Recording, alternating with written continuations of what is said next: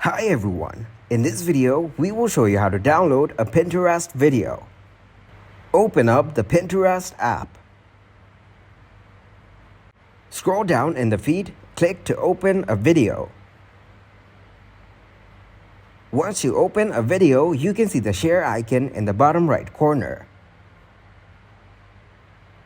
Click on it to copy the video link from here.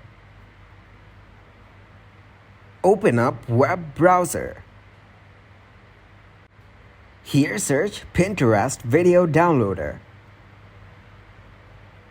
Click to open its site. Then paste the link in here.